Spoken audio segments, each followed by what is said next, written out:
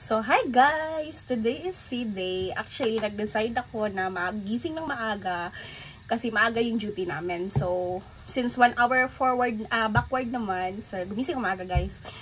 Tapos, nag-coffee ako. Tapos, guys, pumunta akong gym. Oh my God! Solo ko yung gym. Tapos, nag-gym ako ng mga 30 minutes. 30 minutes lang. Tapos, guys, guess what?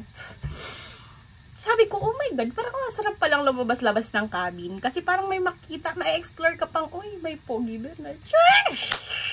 Sure, kinilig ako. Pero may pogi talaga doon. Siya parang, ano yun, kasi nakita ko yung pogi, kumain kasi ako.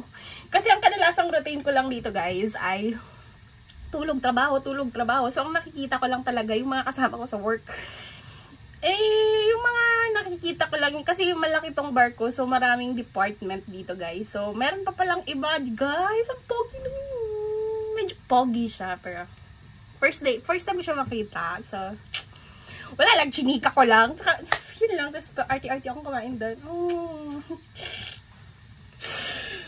Wala, di yan. Tapos yun lang, guys, yung chika ko, na parang ano lang ako, na-chika ko, nakita kong pogi. Yan lang guys, katapos ko lang mag-jogging. Pinawisan pa nga ako. Kumain na din ako. Judy na, ready to Judy guys. Oh my God guys, tingnan nyo. Akala nyo yung nanganganak lang yung may stretch mark. Ako kahit wala pa ako may stretch mark na ako.